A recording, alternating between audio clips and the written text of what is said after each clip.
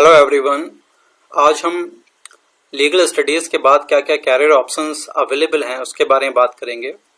इसको हमने दो पार्ट में डिवाइड करा है। फर्स्ट पार्ट में हम ये देखेंगे कि आपको अपने लीगल स्टडीज़ के टाइम में किन किन बातों का ध्यान रखना है और उसके बाद आपके पास क्या क्या कैरियर ऑप्शंस अवेलेबल हैं। इसकी शुरुआत तभी से शुरू हो जाती है जब आप क्या है एडमिशन लेते हैं लॉ के किसी भी कोर्सेज में। इसके लिए एक मैंने प्रेजेंटेशन बनाया है, ये देखिए, लॉ एंड कैरियर। अब सबसे पहले आपको पता होना चाहिए कि व्हाई स्टडी लॉ, कि लॉ को पढ़ने के बाद आपको फायदा क्या होगा। तो जैसा आप सब जानते हैं कि जितने भी ग्रेट लीडर्स हुए हैं वो सारे के सारे क्या है, उनका लॉ बैकग्राउंड था, वो सब एडवोकेट्स थे। और जो लीगल स्टडीज है वो आपको बहुत तरह के क्या है कैरियर ऑप्शंस प्रोवाइड करता है। और लीगल स्टडीज से आपको एक और फायदा है, आप ना केवल अपने राइट्स के बारे में जानते हैं बाकी दूसरों को भी क्या है उनके राइट्स को प्रोटेक्ट करने में हेल्प करते हैं। लीगल स्टडीज से एक और फायदा है कि गवर्नमेंट की पॉलिसी मेकिंग जो मैकेनिज्म है उसके बारे में आप जानते हैं, और अगर गवर्नमेंट पॉलिसीज पब्लिक पॉलिसी के अगेंस्ट है तो आप कोर्ट जा सकते हैं और उस पॉलिसी को चेंज करा सकते हैं। लीगल स्टडीज से आपको ये भी पता है कि पावर का हायरार्की क्या है, बॉटम लेवल से टॉप लेवल तक।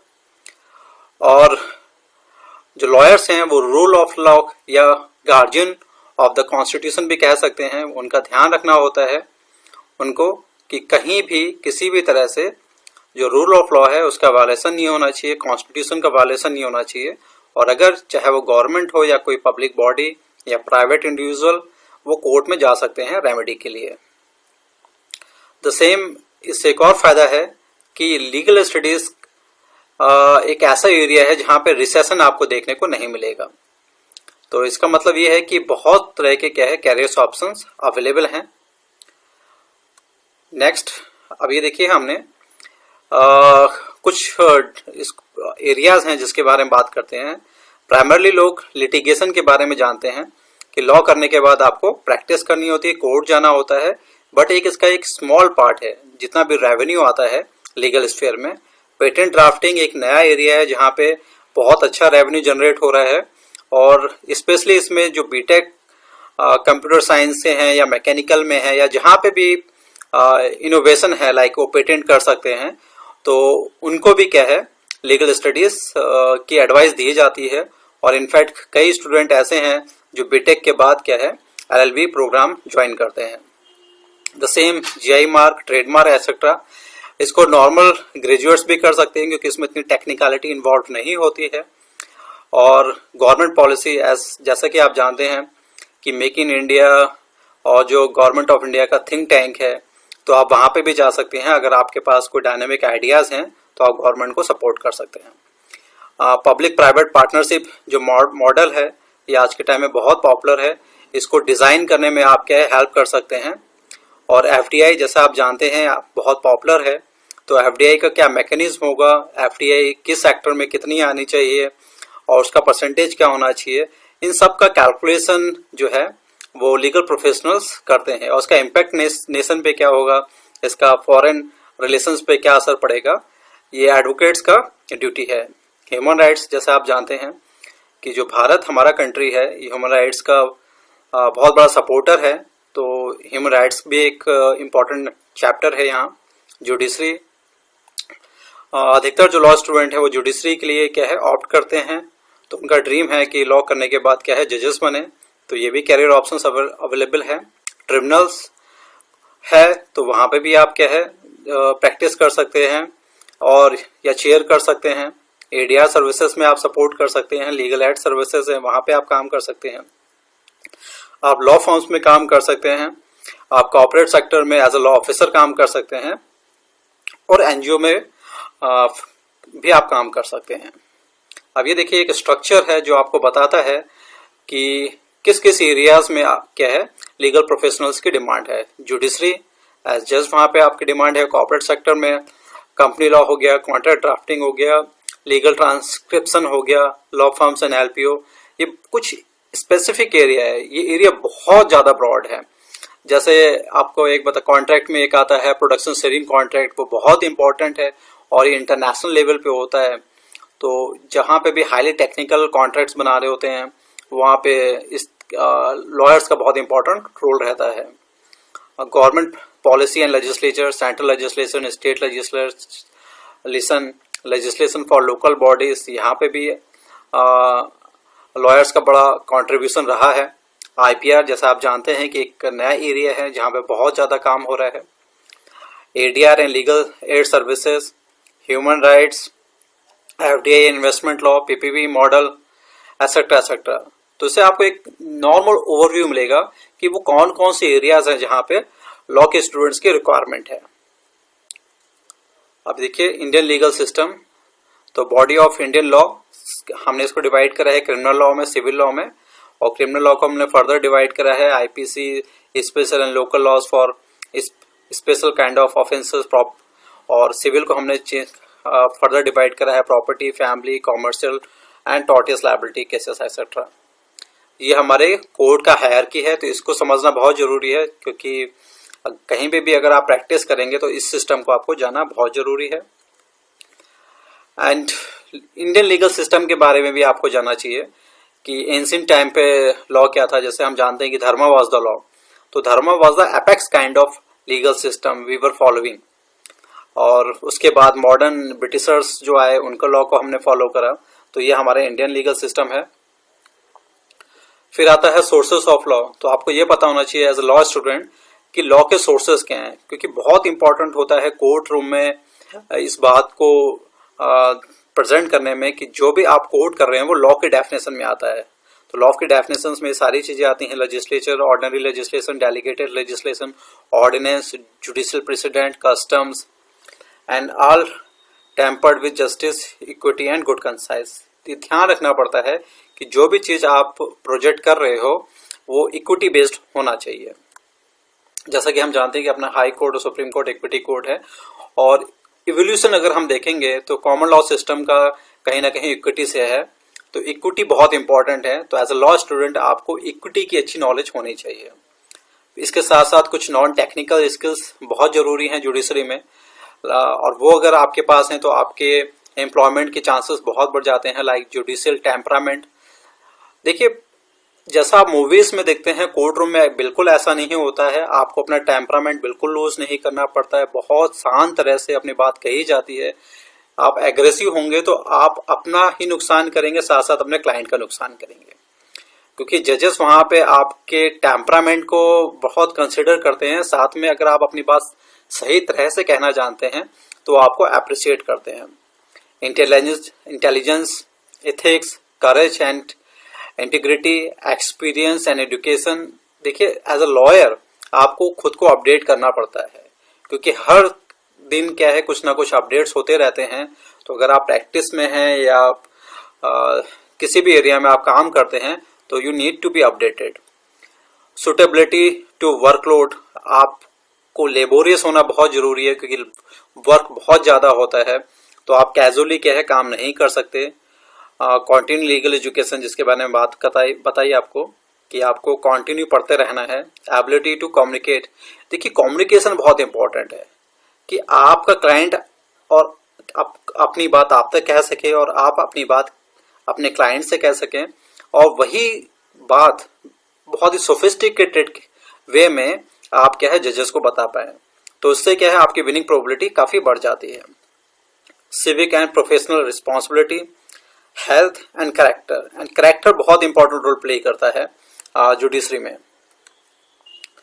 And technical skills, critical reasoning skill, देखिए आज के टाइम में क्या है आपको क्रिटिकल अप्रोच होना बहुत जरूरी है।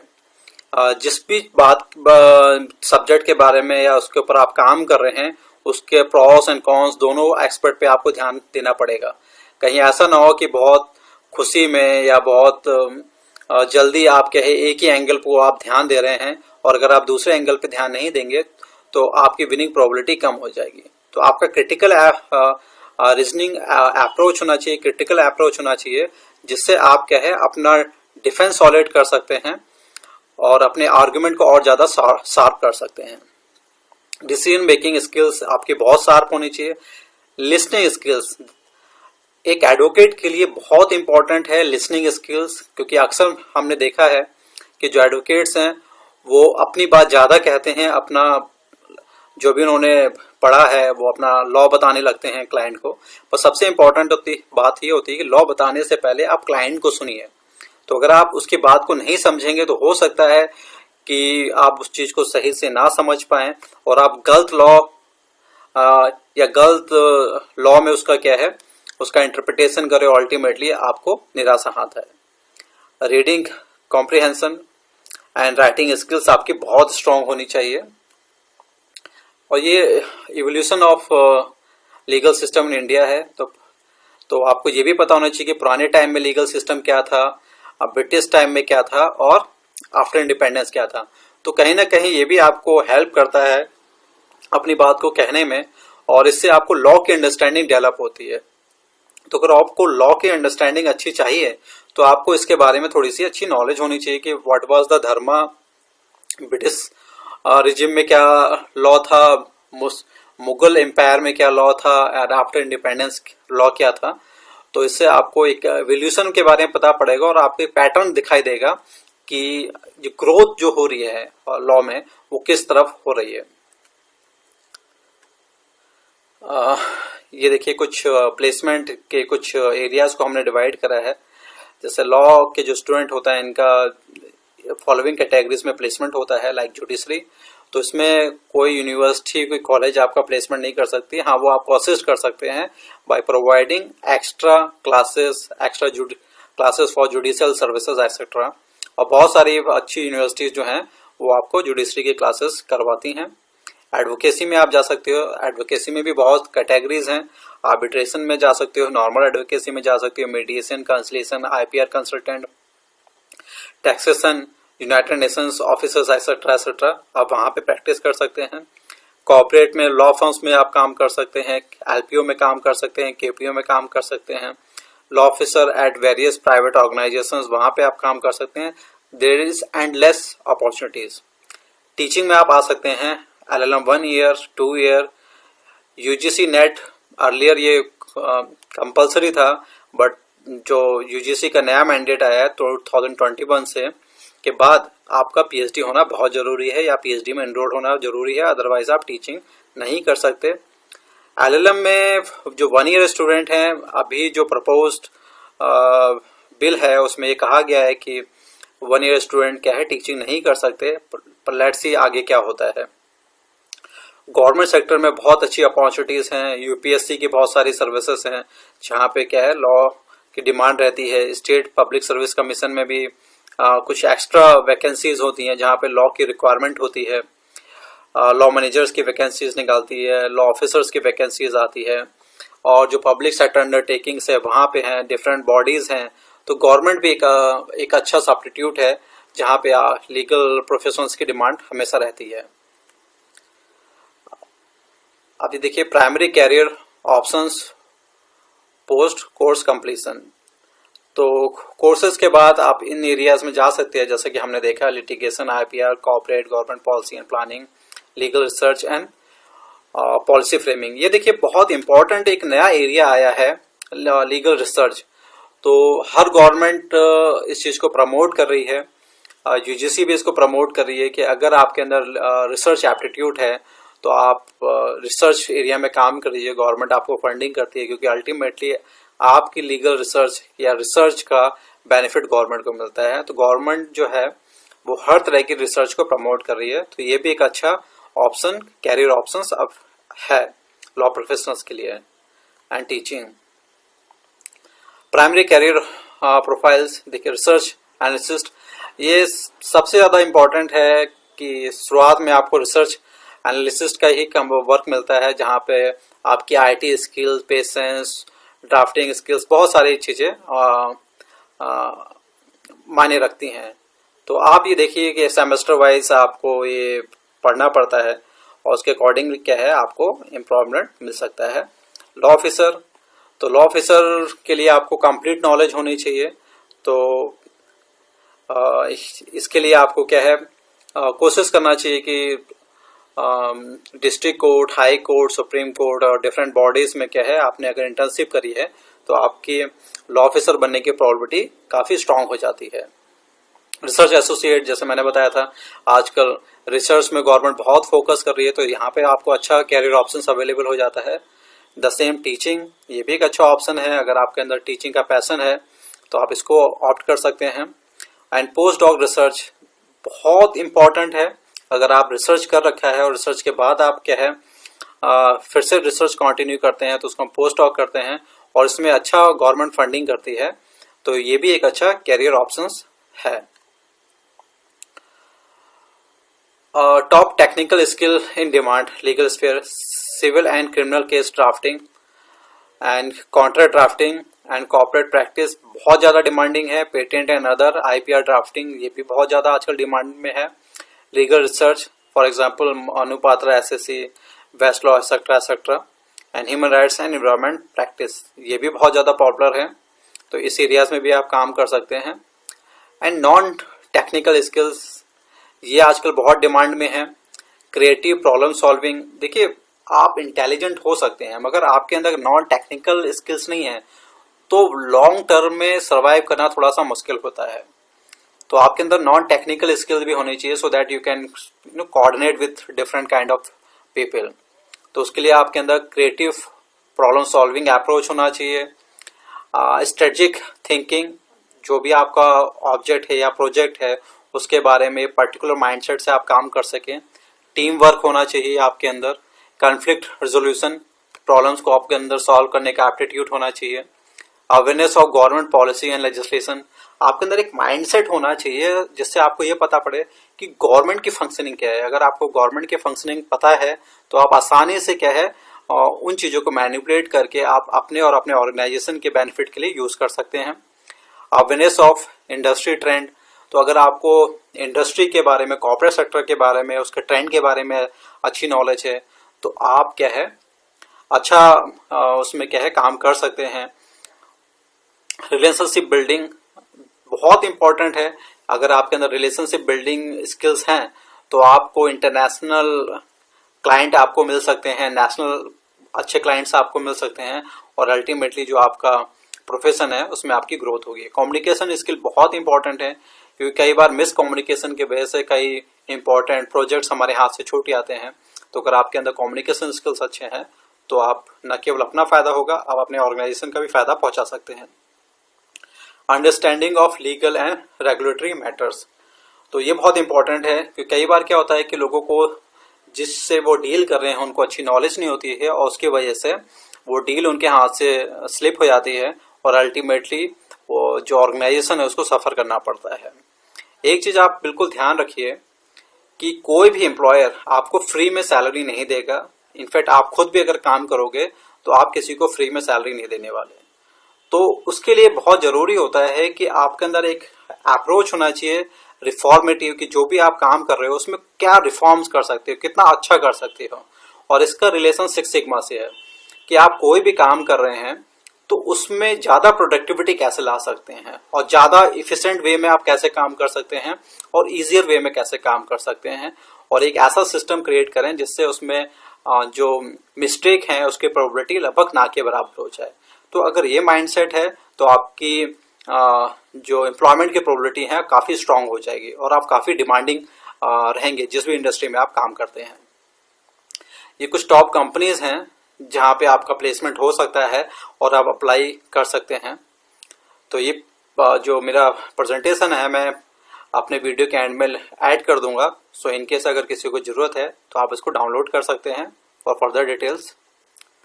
अब इसके साथ देखिए फॉरेन में भी बड़ा डिमांड है, तो ये कुछ प्रोग्राम्स हैं बाहर के जिससे आपको एक कॉम्पिटिटिव अंडरस्टैंडिंग डेवलप होगी कि उनका लीगल सिस्टम कैसा है और वहाँ पे किस किस तरह के प्रोग्राम चलते हैं। तो इनकेस अगर आप बाहर पढ़ना चाहते हैं एक्सेट्रा एक्सेट्रा, बाहर अगर आप जॉब करना चाहते हैं तो बहुत आसान होता है कि आप बैचलर्स यहाँ पे करिए और मास्टर्स वहाँ पे एडमिशन ले लीजिए और उसके बाद वहाँ पे एम्प्लॉयमेंट की प्रोबेबिलिटी काफ़ी स्ट्रांग हो जाती है। तो अगर आप डायरेक्ट जाएंगे तो आपको थोड़ा सा स्ट्रगल करना पड़ेगा, इनिशियली आपको एज ए पैरालीगल काम करना पड़ेगा। मगर अगर आप मास्टर्स या PhD वहाँ पे करते हैं तो आपको एम्प्लॉयमेंट की प्रोबेबिलिटी काफ़ी स्ट्रांग हो जाएगी। एंड उसके अलावा कुछ एडिशनल कोर्सेज हैं जो आपको हेल्प करते हैं, तो इसकी लिस्ट मैंने यहाँ पे दे रखी है। तो अगर आप किसी एक स्पेसिफिक एरिया में काम करना चाहते हैं तो आप इन कोर्सेज को ज्वाइन कर सकते हैं। मूक्स जैसा हम जानते हैं कि बहुत ज़्यादा पॉपुलर है, इस पे मैंने एक सेपरेट वीडियो बना रखा है फ्री सर्टिफिकेशन प्रोग्राम पे। तो इनकेस अगर आपको ज़्यादा डिटेल्स में इसको स्टडी करना है तो आप वहाँ देख सकते हैं, और एक ब्रीफ मैंने यहाँ पे दे रखा है। तो यहाँ से भी क्या है, आप उसको जो फ्री ऑनलाइन कोर्सेज हैं वो कर सकते हैं। ये अल्टीमेटली आपको कैरियर में काफ़ी हेल्प करते हैं। इसका फ़ायदा ये होता है कि आप डिफरेंट तरह के लीगल सिस्टम को और वर्क स्टाइल को समझ जाते हैं, जिसके वजह से आपको एम्प्लॉयमेंट मिलने में आसानी होती है।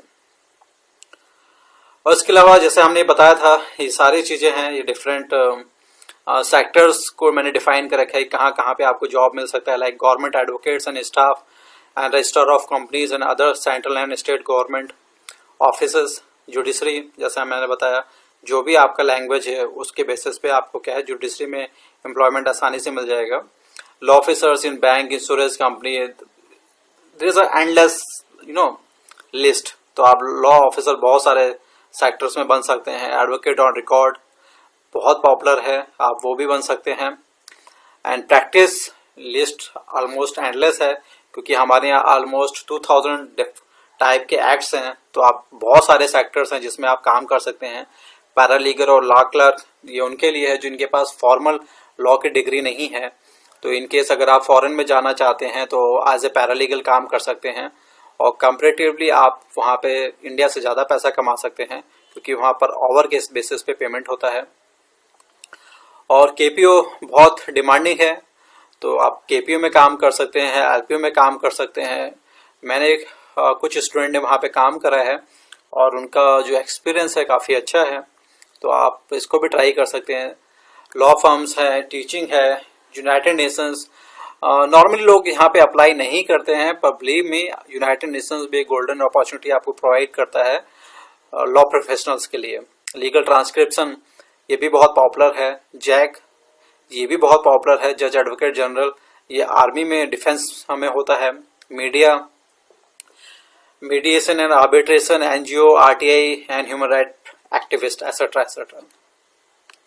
जुडिशरी हमने ऑलरेडी डिस्कस कर रखा है, काफ़ी पॉपुलर है, तो आप वहाँ पे जा सकते हैं। सिविल सर्विसेज, ये देखा गया है कि जो सिविल सर्विस में आजकल बच्चे लॉ को एक ऑप्शन के तौर पे सेलेक्ट कर रहे हैं। उसकी वजह यह है कि सिविल सर्वेंट बनने के बाद आपको गवर्नमेंट पॉलिसी मैटर्स को ही डील करना पड़ता है और उसको एग्जीक्यूट करना पड़ता है।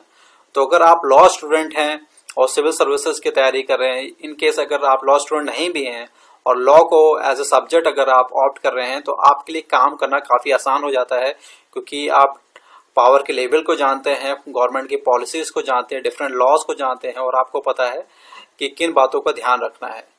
तो ये काफ़ी पॉपुलर ऑप्शन है सिविल सर्विसेज के लिए। और ये कुछ सैलरी स्ट्रक्चर्स हैं, तो ये वेरिएबल हैं, क्योंकि हर साल ये क्या है चेंज होते रहते हैं। तो कुछ कॉर्पोरेट फर्म्स हैं, तो आप यहाँ पे क्या है अप्लाई कर सकते हैं, और वो काफ़ी अच्छा आपको पे करते हैं। ये गवर्नमेंट सेक्टर का भी दे रखा है।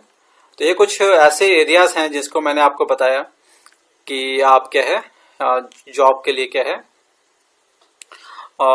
अप्लाई कर सकते हैं।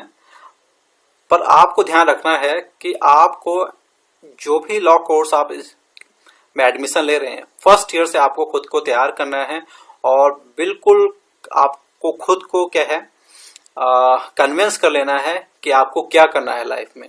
आपको जुडिशरी में जाना है, आपको कॉर्पोरेट में जाना है, आपको लिटिगेशन में जाना है, आपको यूनाइटेड नेशंस के लिए अप्लाई करना है, या वॉट एवर जो भी आपका।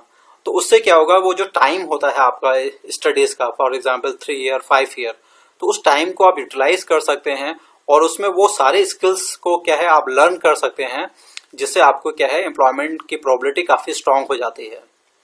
तो इन केस अगर आपको लॉ के कैरियर से रिलेटेड कोई भी डिफिकल्टी है, फील फ्री, आप मुझे क्या है मैसेज कर सकते हैं, कांटेक्ट कर सकते हैं, और डेफिनेटली मैं आपको हेल्प करूंगा।